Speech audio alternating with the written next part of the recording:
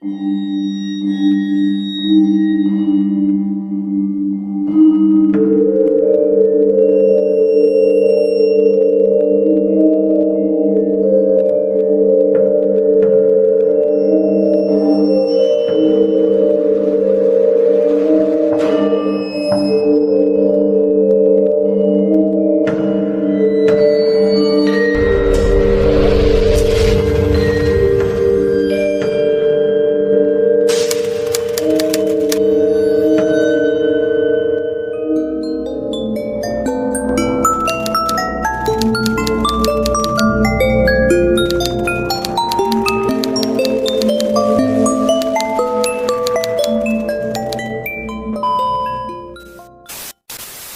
Bre, selamat malam, berjumpa lagi dengan saya Ginsa Chaplin di episode Emis, edisi Misteri Kamis. Di cerita horor malam hari ini, dimana kisah misteri yang saya alami ketika saya menuju perjalanan ke rumah customer saya, Bre. Dan sebelum saya menceritakan kisah saya ini, perkenalkan dulu, nama saya adalah Ginsa. Profesi saya adalah sebagai seniman tato. Dan saya memiliki studio tato di daerah Sidoarjo, Jawa Timur tepatnya, Bray. Lalu singkat cerita, pada malam hari itu hujan sangatlah deras. Hujan itu turun pada pukul jam 6 sampai jam 10 malam, Bray. Sehingga hujan itu tidak kunjung reda, tidak menutup kemungkinan untuk customer datang ke tempat saya. Akhirnya saya mengambil keputusan untuk studio saya jam 9 lebih awal daripada sebelumnya.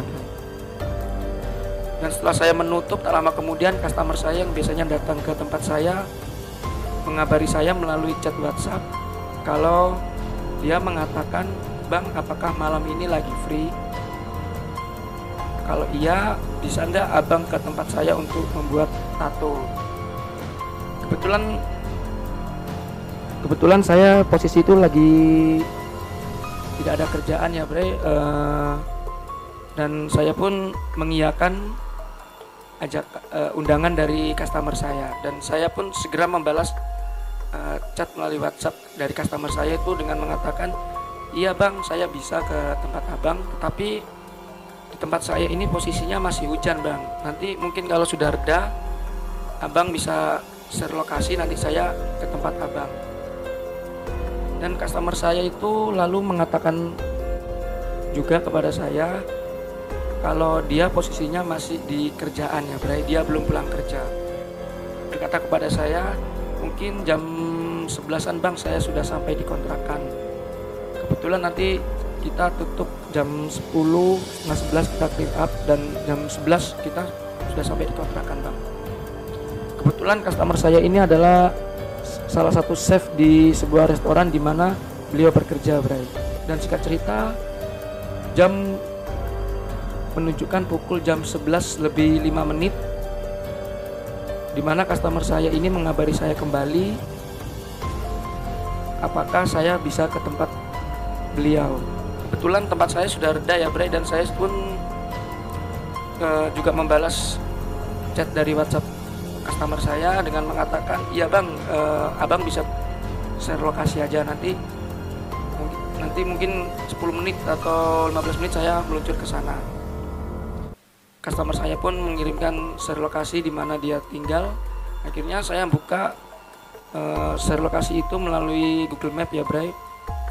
Mungkin tidak terlalu jauh ya tempat saya dengan tempat customer saya, karena saya melihat jarak tempuh dan berapa menit itu sudah tertera di aplikasi Google Map-nya. Itu kira-kira 28 menit ya, Bray, dari tempat saya ke tempat customer saya. Nah, di situ saya membutuhkan waktu 15 menit untuk menyiapkan diri ya, Bray, untuk menuju ke tempat customer saya. Lalu pukul 11 lebih 20 menit saya bergegas untuk berangkat ke tempat customer saya. Dan di situ saya, waktu di perjalanan, tak lama kemudian saya terdengar notifikasi dari Google Map untuk menyarankan saya melewati sebuah desa ya, Bre. Desa itu dimana saya melihat sangat asri karena desa itu masih belum padat penduduk. Yang saya lihat waktu malam hari itu, desa itu masih terdapat 4 sampai 6 rumah ya Bre di situ. Karena belum padat penduduk sehingga jalan yang setapak yang berada di desa yang saya lihat waktu itu gelap ya Bre. Yang saya takutkan pada malam hari itu tindak kejahatan Bre, di mana aksi-aksi kejahatan seperti perampasan motor atau begal itu pasti ada di tempat yang sunyi-sunyi seperti itu Bre. Akhirnya saya mau nggak mau, karena saya belum tahu jalan persis di daerah Sidoarjo, itu mau nggak mau saya harus mengikuti petunjuk dari aplikasi Google Map Bre. Akhirnya ketika itu saya masuk di desa itu dengan jalan setapak yang sangat sepi ya Bre, karena masih terdapat beberapa lampu jalan itu dia masih menggunakan tiang bambu dan lampu berwarna kuning ya Bre, bukan yang kayak di kota-kota itu lampunya sudah berwarna putih, itu masih berwarna kuning. Mungkin bertujuan untuk menerobos kabut yang pada malam hari itu ya Bre.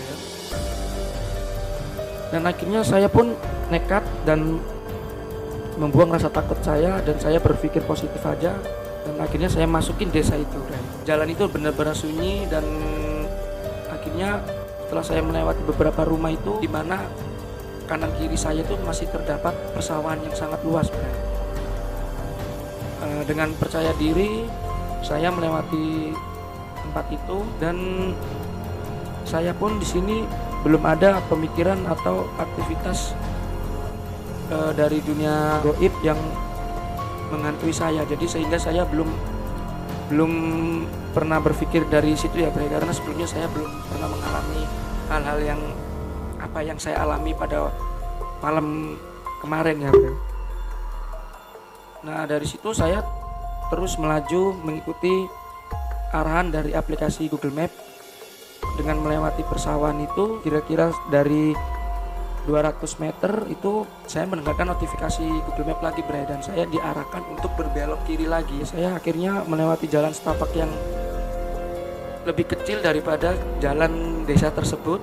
Ketika saya berbelok ke kiri, saya mengurangi laju motor saya Bre. Di situ saya berharap ada pengendara lain kecuali saya Bre.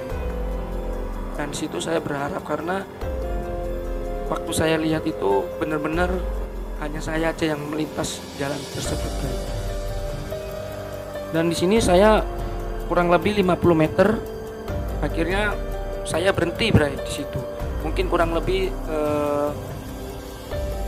5 sampai 10 menitan saya berhenti pas di depan gapura makam. Nah, di sini kenapa saya kok dianjurkan untuk memasuki sebuah makam. Dan di situ saya berhenti sambil menunggu dan berharap ada pengendara lain yang searah dengan saya. Dan rasa takut pun itu tiba-tiba muncul ya Bre, karena merasa merinding Bre. Akhirnya di waktu 10 menit itu saya menunggu tidak ada tanda-tanda pengendara lain. Akhirnya mau nggak mau saya mengikut arahan yang ditunjukkan dari aplikasi Google Map. Dan sini saya benar-benar menghilangkan rasa takut saya, dan saya berpikir memang kalau kita menggunakan Google Map kita diberikan jalan alternatif atau jalan tercepat lah dari aplikasi Google Map itu. Nah di situ saya berpikir positif aja. Akhirnya saya mengikuti dan masuk melalui gapura makam itu, dan akhirnya saya memasuki sebuah pemakaman umum Bre. Kurang lebih 5 meter saya berhenti lagi Bre. Dan di sini saya tidak yakin kalau jalan makam ini jalan alternatif, di mana dengan menghubungkan antara desa 1 dan desa 2 ya Bre. Karena apa saya tidak yakin? Di makam itu tidak terdapat lampu jalan Bre. Kalau misalnya itu memang jalan alternatif, pasti desa setempat akan memberikan penerangan di daerah makam tersebut. Di situ yang saya lihat cuma ada lampu satu pas di tengah-tengah makam Bre. Nah di sini waktu saya berhenti itu Bre, dan saya melihat kanan kiri saya, posisi saya pada malam hari itu berdiri di jalan setapak yang kanan kirinya persis di bawah saya itu makam Bre. Nah, ketika saya berhenti itu, Bray, saya merasakan ada yang menempel eh, di punggung belakang saya itu, seperti kayaknya yang saya rasakan itu lengan tangan ya, Bray. Karena yang nempel di belakang saya itu tidak terlalu lebar, bahkan sesuai dengan lengan tangan gini lah, Bray. Akhirnya saya di sini berpikir ada yang saya gonceng di belakang saya pada malam hari itu, dan rasa takut pun itu mulai menghantui saya, Bray. Akhirnya saya mengambil keputusan di situ, saya untuk berputar balik dan tidak mengikuti arah di mana yang ditujukan oleh aplikasi Google Map. Akhirnya saya segera berputar balik untuk kembali ke jalan awal yang saya lalui tadi, Bray. Waktu perjalanan saya ingin keluar dari makam itu, Bray, saya merasakan beban yang tidak seimbang ya, Bray. Di sini posisi tangan kiri saya ini terasa banget, terasa berat sebelah, karena sebelumnya saya pernah merasakan ketika kita menggonceng wanita atau ibu-ibu yang memakai baju gaun ya, Bray, atau celana sepan gitu, dan di situ tidak menutup kemungkinan ibu yang kita gonceng itu tidak menghadap ke depan seperti kita menggonceng teman laki-laki kita. Di situ sama, Bray, yang saya rasakan itu, Bray. Seperti halnya tangan kiri saya ini menahan beban yang tidak seimbang, karena tangan kanan saya ini sepertinya tidak merasakan tekanan, bahkan tekanan itu bertumpu ke tangan kiri saya. Nah, di perjalanan itu saya sebetulnya punya rasa penasaran ingin melihat di belakang saya, tetapi saya belum punya nyali, Bray, untuk melihat apa yang ada di belakang saya, karena hal ini memang benar-benar terjadi seumur hidup saya. Saya pun tidak berani melihat dari spion, Bray. Akhirnya pandangan saya lurus saja dan melihat jalan yang saya lalui itu, Bray. Dan seketika itu dari pertengahan perjalanan itu saya melihat penerangan, Bray, di depan saya itu, Bray. Dan di situ saya melihat ada rumah penduduk, mungkin kurang lebih 2 atau 3 rumah penduduk ya, Bray. Mungkin itu salah satu rumah penduduk petani itu ya. Dan di sini saya menambahkan kecepatan saya agar saya lekas sampai di rumah penduduk itu, Bray. Dan di situ saya berharap ada penduduk atau warga yang masih terbangun, Bray, sehingga saya bisa turun sebentar dan melihat siapa yang ada di belakang saya.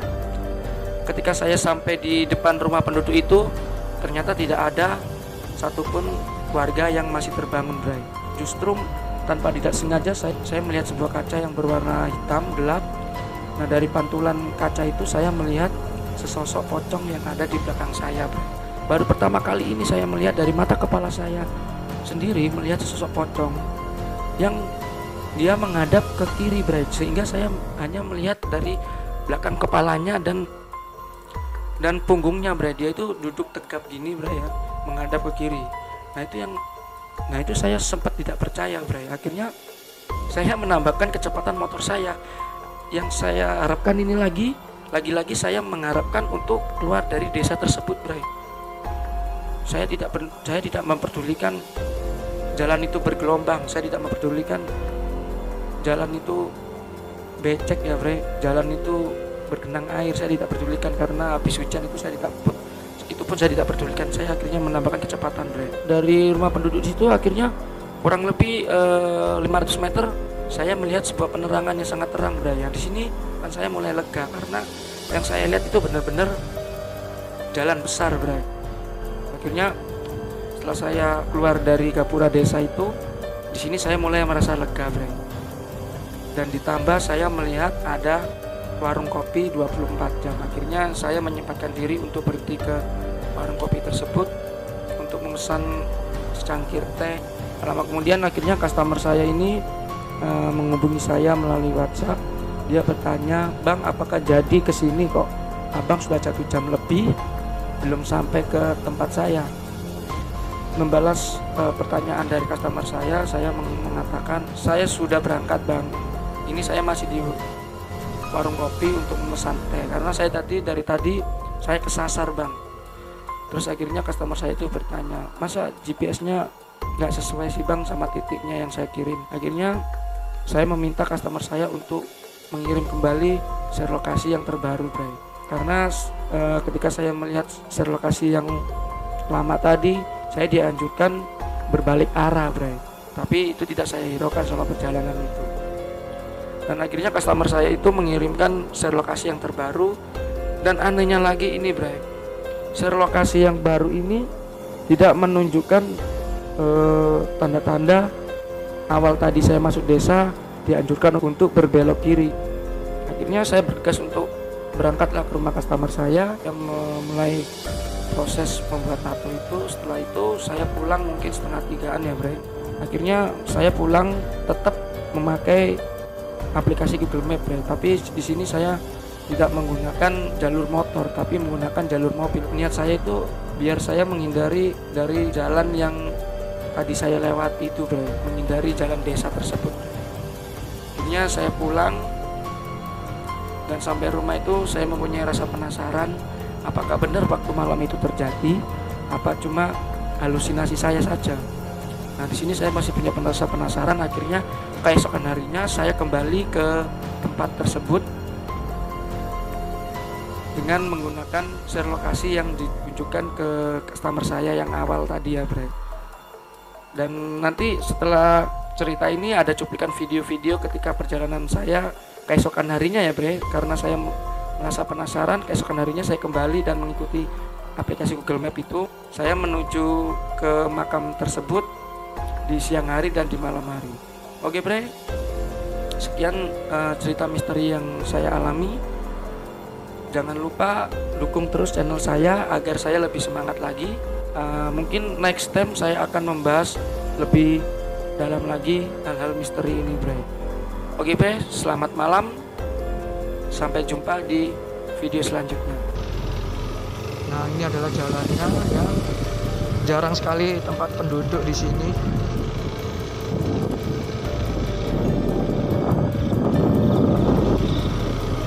Nah, itu adalah makamnya, guys. Di situ makamnya ya, guys. Nah, tempatnya sangat mencekam sekali. Itu adalah makamnya.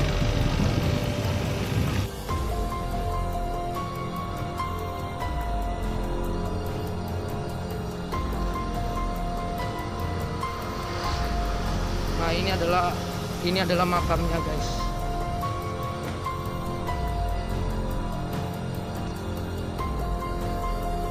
Tidak kelihatan. Nah, ini yang bikin saya tersesat, guys.